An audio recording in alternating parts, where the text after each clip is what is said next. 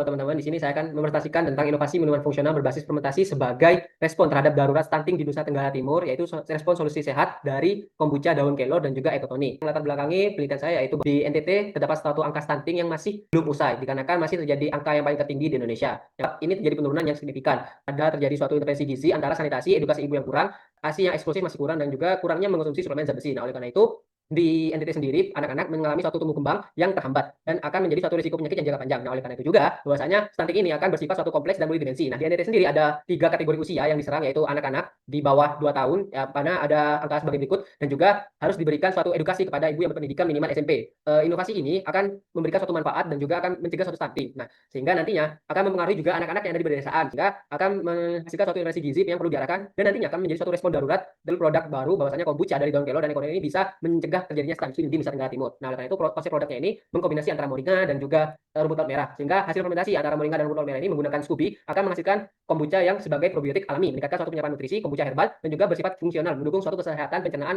antara imun dan juga tumbuh kembang. Nah, oleh karena itu target konsumen dari kami ini adalah anak-anak di bawah usia remaja, yaitu di atas 2 tahun, dengan tentang stunting yang dimana ini menjadi usia yang sangat rawan stunting, sehingga diberikan suatu formula kombucha yang kombinasinya itu sangat rendah, pH yang ringan, dan juga harus diperhatikan secara khusus dan bertahap. Nah, selain itu untuk remaja putri umur 15 sampai 24 tahun ini akan sebagai pencegahan anemia dan juga sebagai nantinya kan sebagai calon ibu, sehingga akan menjadi suatu persiapan 1000 HPK.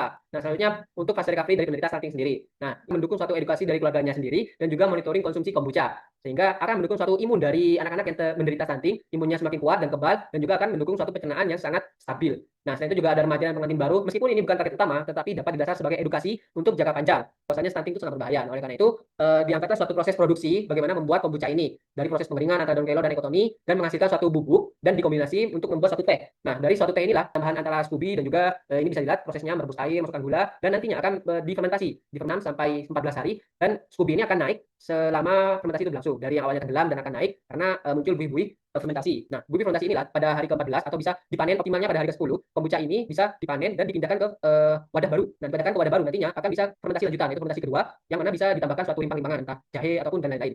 Nah, menghasilkan suatu kombucha yang sangat enak. Nah, untuk hal itu kita perlu diperhatikan bahwasanya terdapat suatu distribusi dan implementasi. Nah, distribusi dan implementasinya bisa penyaluran melalui posyandu dan juga puskesmas, UMKM, ataupun bisa berkolaborasi dengan suatu dinas kesehatan, tenaga gizi, dan juga program komunitas remaja dan ibu. Nah, dari distribusi dan implementasi inilah kita bisa melihat bahwasanya visualisasi produk kami nantinya kombucha kombinasi adalah sebagai berikut: terdiri dari botol kaca dan juga varian rasa, ada original lemon dan jahe. Desain kemasannya sangat edukatif dan ramah, antara nantinya bisa diminat anak-anak dan remaja, dan label produknya ini sangatlah menarik dan untuk anak-anak. Nah, oleh karena itu didapatkan suatu kesimpulan bahwasanya kombucha ini merupakan suatu upaya yang inovatif menghadapi darurat stunting di Nusa Tenggara Timur untuk pengembangan minuman fungsional berbasis fermentasi seperti kombucha ini, dan juga menjadi solusi potensial yang kaya akan nutrisi prebiotik dan prebiotik. Kombinasi bahan lokal ini tidak hanya mendukung suatu kesehatan pencernaan anak-anak usia rawan stunting, tetapi juga akan mendorong kemajuan pangan di daerah Nusa Tenggara Timur. Sekian, terima kasih dari saya. Wassalamualaikum warahmatullahi wabarakatuh.